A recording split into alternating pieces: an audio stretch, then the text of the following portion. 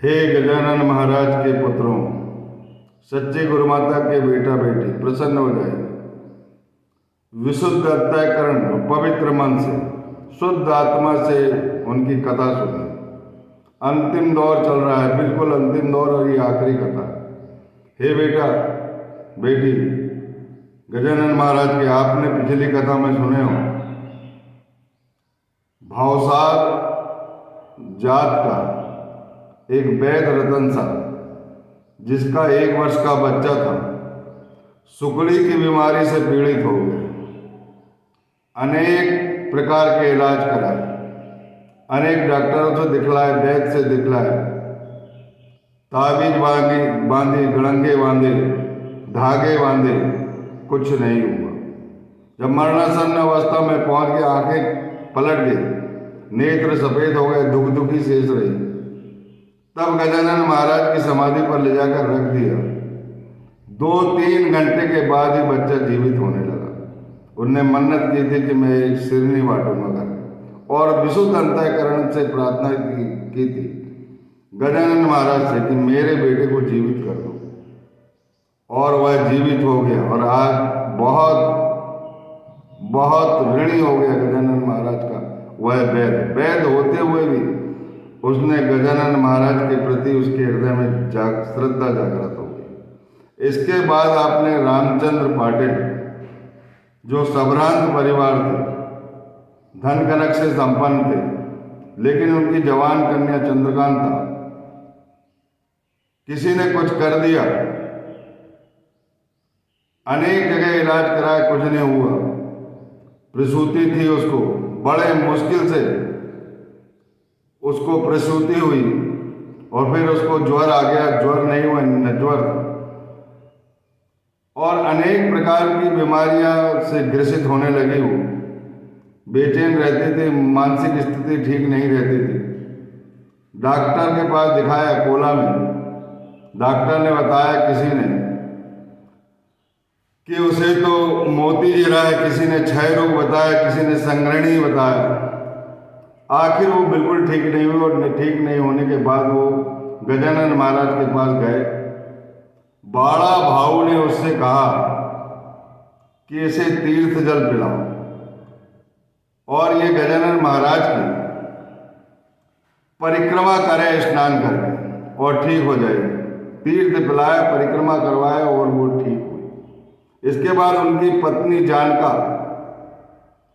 जिसे बहुत तकलीफ होती थी, पल भर में शरीर में कुछ भी होने लगता था, हंसती थी तो हंसती ही रह जाती थी, पेट में दर्द होता था, रोती थी तो रोती रह जाती थी, सोती थी तो सोते ही रहती थी, हंसती तो हंसती रहती थी, किसी से बात करना तो ढेर सारी बातें करती थी। इस प्रकार उसका जो वात रोग था, उसका पेट में भयानक दर्द होता था, तो रोने लगती थी, रोती रहती थी, और उसका जो वात है वो मस्तिष्क में चढ़ गया था। अनेक डॉक्टरों से उन्होंने इलाज कराया, लेकिन किसी ने कुछ नहीं किया। जब गजानन महाराज के पास गए तो उनसे भी यही कहा गया कि तीर्थ जल लो और गजानन महाराज की परिक्रमा लगाओ। वह भी तीर्थ जल पाकर और परिक्रमा लगाकर ठीक हो गई। धन्य है गुरु गजानन की महिमा, जो उस कथा को सुनेगा वहां पर बीमारी कभी प्रवेश नहीं करेगी। ये 20वें अध्याय की अंतिम कथा है, और मैं कथा को आगे ले जा रहा हूं। आपसे कहना चाह रहा हूं, गजानन महाराज ने नादुर गांव में नारायण को स्वप्न दिया। ये नारायण वही है जिसके बच्चे होते थे और खत्म हो जाते थे, पैदा हुए और खत्म हो जाते थे, लेकिन उसने मन्नत की थी कि मेरा बच्चा अगर जीवित रहेगा तो मैं गजानन महाराज के चरणों में सौंपूंगा, उनकी सेवा में सौंपूंगा, और वो सेवा करेगा, आजीवन सेवा करेगा, गजानन मठ के लिए दान करूंगा। बच्चे हुए, लेकिन उसके भाव बदल गए। 3 बच्चे हो गए, भाव बदल गए, लेकिन उन्होंने उस बच्चे को, जिसका नाम नारायण रखा था, उसको सेवा के लिए नहीं दिया, क्योंकि पुत्र मोह उसे हो गया था, और वह उस बात को भूलना चाहता था। जो कह दिया, लेकिन वो बाद में ऐसा बीमार हुआ कि ठीक नहीं हुआ, शरीर सूख गया उसका और वो मरणासन अवस्था में आ गया। उसके भी नेत्र पलट गए थे, केवल दुखी शेष रही थी। तब उसे स्मृति आ गई कि मैंने मन्नत की थी कि इस बच्चे को सौंपूंगा। विशुद्ध अंतःकरण मन से, पवित्र मन से पश्चाताप करते हुए, पश्चाताप के आंसू बहाते हुए उन्होंने गजानन महाराज से फिर से प्रार्थना की, हे गजानन महाराज, मुझसे गलती हो गई, क्षमा करो, दया करो, कृपा करो। अगर पुत्र ना रहे तो पिता का जीवन प्रेतवत हो जाएगा, इसीलिए कल्याण करो। मैं इस पुत्र को अवश्य दूंगा, आपके चरणों में डालूंगा और वो मठ की सेवा करेगा। ऐसा कहते ही और गजानन महाराज की समाधि के पास ले जाते ही वो ठीक हो जाता है।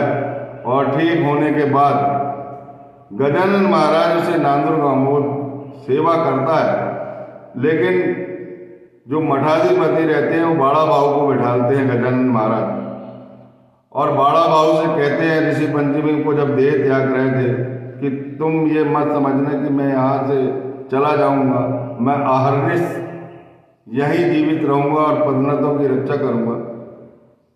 तुम इस गादी पर बैठो और मुझे जाने की आज्ञा दो।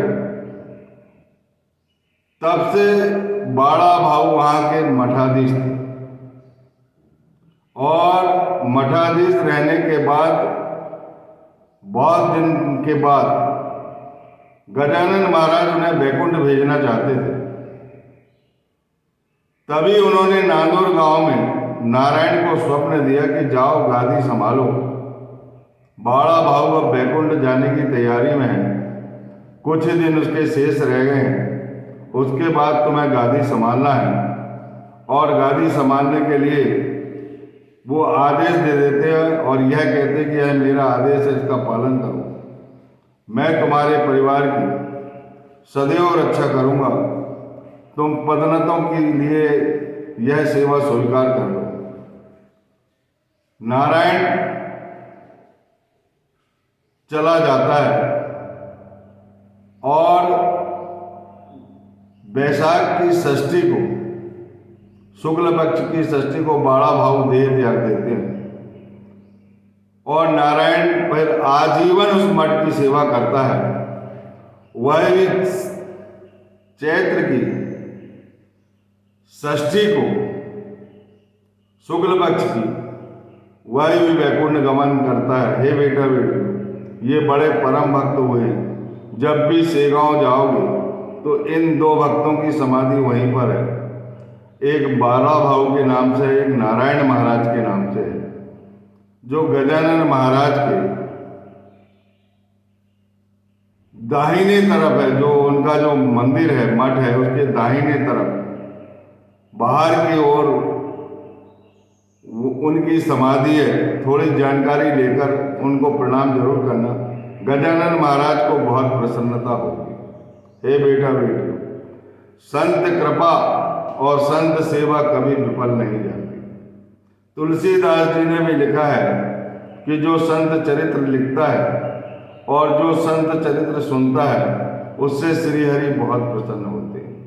यही बात आनंदी के स्वामी ज्ञानेश्वर माउली ने भी लिखी है कि संत चरित्र सुनने से, संत चरित्र लिखने से ईश्वर की प्राप्ति होती है और उन्हें अक्षय सुख मिलता है और अंत में वैकुंठ को वो प्राप्त होते हैं।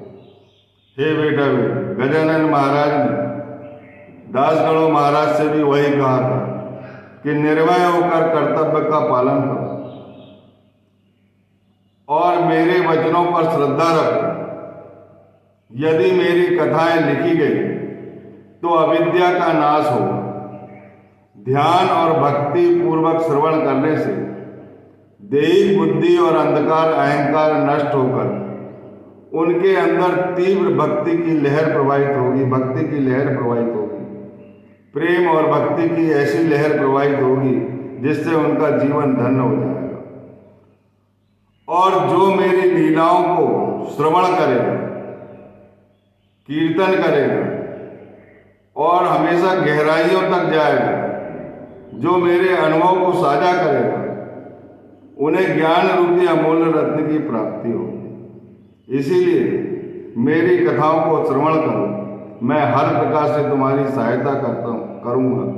जो मेरे चरित्रों और कृत्यों का गायन करता है मैं उनकी समस्त इच्छाओं को पूर्ण करता हूँ। विश्वास रखो, धैर्य रखो, दीर्घ काल तक के मेरा श्रवण कीर्तन और पूजन करो, तुम्हें मौलिक आनंद की प्राप्ति होगी। यह मेरा वैशिष्ट है कि जो अनन्य भाव से मेरी शरण में आ जाता है, मेरा चिंतन मनन और मेरा ही ध्यान करता है, मैं उसे मोक्ष देता हूँ। जो नित्य प्रति मेरे चरणों का नमन करता है, पाद सेवन करता है और मेरी कथाओं का चिंतन मनन करता है और व्याख्यान करता है, उसमें अज्ञान रूपी प्रवृत्तियां कैसे ठहर सकती हैं? मैं उसे ज्ञान रूपी अमूल्य रत्न प्रदान करता हूँ और साथ में मृत्यु के मुख से बचा लेता हूँ। इसीलिए मेरी कथाओं को ध्यानपूर्वक सुनो, मनन करो, चिंतन करो, उसका व्याख्यान करो, कीर्तन करो और मेरे ही ध्यान में लीन रहते हो। ऐसे में तुम्हारा विश्वास दृढ़ होगा और ध्यान प्रगाढ़ हो जाएगा। तुम्हारे हृदय में और कोई चिंतनीय विषय नहीं रहेगा। ऐसी स्थिति में श्री हरि जो अखंड चैतन्य जिससे तुम मिलना चाहते हो, मैं उसके दर्शन सहज रूप से तुम्हें करा दूंगा। इसीलिए विश्वासपूर्वक, भक्तिपूर्वक, विशुद्ध अंतःकरण मन से, शुद्ध आत्मा से, शुद्ध विवेक से, अपने मन पर नियंत्रण करते हुए, पवित्र मन को रखते हुए, अपनी इंद्रियों को अंतर्मुखी रखते हुए, आत्मा को पूजक बनाते हुए सद्गुरु का सदैव नमन करना चाहिए। जहाँ भी आप जाते हो वहीं आपका सद्गुरु, अपने सद्गुरु को लेके चलिए। उसका नाम भले ही अलग है लेकिन ईश्वर एक ही है, उसके रूप अनेक है। इसमें भ्रांति कभी मत लाना। भ्रांति लाओगे, मन में भ्रम पैदा करोगे तो तकलीफें ज़्यादा होगी, कुछ भी प्राप्त नहीं होगा साधक को। इसलिए विशुद्ध अंतःकरण और शुद्ध आत्मा की आवश्यकता है, शुद्ध विवेक की आवश्यकता है, पवित्र मन की आवश्यकता है और निस्वार्थ भाव की आवश्यकता है, दीर्घ काल की आवश्यकता है। आपके सारे संकट दूर हो जाएंगे। वहाँ कभी अकाल मृत्यु प्रवेश नहीं करेगी, कभी गंभीर बीमारी प्रवेश नहीं करेगी जो अकाल मृत्यु का कारण बनेगी। और वहाँ पर माता सरस्वती और लक्ष्मी का वास होगा। लक्ष्मी अनवरत वर्षा करती रहेगी, हमेशा कृपा रहेगी, अष्ट सिद्धियां वहां दासी रहेगी। और वेद ऋचाएं जहां पर रहेंगे वहां पर गणेश जी वेद ऋचाएं सुनते हैं। जब वेद ऋचाएं ब्राह्मण से कराते रहो, ब्राह्मण को आम का रस और पुड़ी खिलाते रहो और दक्षिणा देते रहो, हमेशा वहां पर सरस्वती प्रकट रहेगी। कभी भी कोई अनिष्टकारी घटना नहीं घटेगी। इस बात का आप गारंटी समझो। मैं एक छोटा सा आदमी हूँ, बहुत विद्वान आदमी नहीं हूँ। आपके भले के लिए, आपके कल्याण करने के लिए, आपके त्रिविध संकट दूर करने के लिए, आपके जीवन का अंधियारा दूर करने के लिए, आपके घर में अशांति दूर करने के लिए, लड़ाई झगड़े कलह क्लेश दोष सबसे मुक्त करने के लिए, जादू टोना टोटका मंत्र साधना, पितृदोष, मांगलिक दोष, विवाह के दोष, ये तमाम दोष को दूर करने के लिए मैं गजानन महाराज का देवघर आपके यहाँ स्थापित करना चाहता हूँ। कृपया गजानन मणि को स्थापित करें और अपना उद्धार करें। हे बेटा बेटियों, अब 21वां अध्याय प्रारंभ हो रहा है। 21वें अध्याय में सिर्फ थोड़े बहुत चमत्कार बताऊंगा मैं और उसके बाद अनुक्रमणी रहेगी। लेकिन बहुत अच्छी तिथि आ रही है, शुक्ल पक्ष की, माघ शुक्ल पक्ष की सप्तमी। उस दिन नर्मदा की जयंती है। नर्मदा का लाल गणेश, नर्मदा का लाल गणेश और सप्तमी को उनका प्रकट उत्सव, ये दोनों उत्सव शामिल हो रहे हैं। यही नर्मदा का लाल गणेश आपके घर आप उनका प्रकट उत्सव मनाओ वह मणि हमेशा चमकेगा और तुम्हारे दुर्भाग्य को हरेगा। तुम्हारे जीवन में जो भी बुराइयां हैं वो सब अपनी भट्टी में जलाएगा, सब चीज अपनी चिलम में भरकर पी जाएगा और दूर गगन में आपके सारे दोष और पूर्व जन्म के दुर्भाग्य पाप सबको धुआं बनाकर लुप्त कर देगा। आप स्थापित भर कर लीजिए उनको। और मैं अगले वीडियो में एक छोटा सा चमत्कार बताऊंगा। 21वें अध्याय में थोड़े बहुत चमत्कार है, वो बताने के बाद अनुकंपनी चालू होगी। लेकिन ये बताऊं या ना बताऊं, 21वां मणि 21 लिखा हुआ है हिंदी का और कोष्टक बंद है, मणि लिखा है और उसमें 21वां जो अध्याय है वो कलशो अध्याय है। सारे अध्याय का एक निचोड़ है। उस निचोड़ को उद्यापन के दिन आपको सुनना है। यदि किसी के पास किताब होगी तो वो किताब से पढ़ लेगा। 21 दूर्वा से पूजन करना है, गुड़ के मोदक बना लेना है 21, और उस दिन बेसन, रोटी, चावल, चटनी और प्याज का भोग अवश्य लगाइए।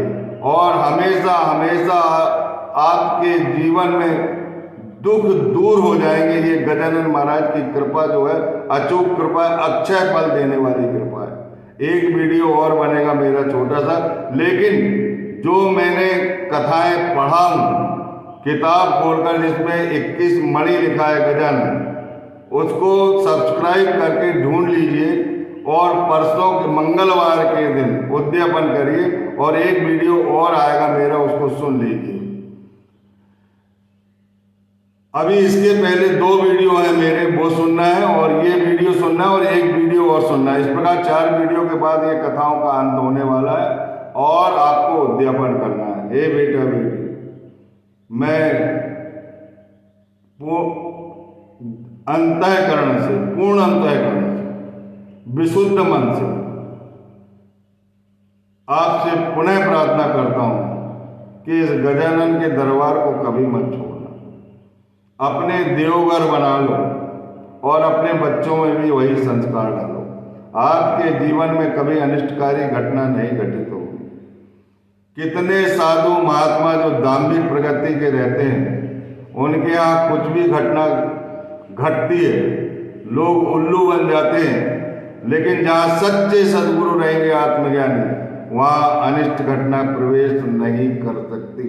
उन्हें प्रवेश होने की मनाही है। वहाँ पर गजानन मणि का जो दीपक जल रहा है, गजानन मणि जो चमक रहा है, उसकी चमक से सब भयभीत रहेंगे। इसीलिए ध्यान पूर्वक, भक्ति पूर्वक शुक्ल सप्तमी को उद्यापन कीजिए। अगर किसी ने 21 अध्याय नहीं सुने तो केवल कलशो अध्याय सुनकर, कलशो अध्याय में संक्षिप्त पूरी गजानन विजय का सार है, उसी को सुनकर उद्यापन कर लीजिए। और फिर भविष्य में 1 अध्याय से 21 अध्याय तक जरूर सुनिए। और ये संस्कार मैं आपके यहाँ भेज दे रहा हूँ जिससे आपका ही कल्याण होना है। और जो कथा मैं कह रहा हूँ ये आपका ही पुण्य फल है, जो ये कथाएं मुझसे गजानन महाराज कहला के आपके पास भेज रहे हैं। अंत में दास गणु महाराज ने ये लिखा है कि लिखने वाला कोई और है, कलम और किसी ने पकड़ा है और लिख भी कोई और रहा है। इसके इन सब के पीछे गजानन महाराज का हाथ है, क्योंकि गजानन महाराज विद्या के देवता है और सद्गुण के देवता है। सरस्वती और लक्ष्मी उनके पास ही रहती है और देवघर में उनके माता पिता और कार्तिक भगवान भी रहते हैं। बोलिए सच्चिदानंद जग प्रतिपालक, भक्त प्रतिपालक, सर्व समर्थ, शेगांव निवासी, समदर्शी, सविता सूर्य नारायण, नर्मदा के लाल गणेश गजानन महाराज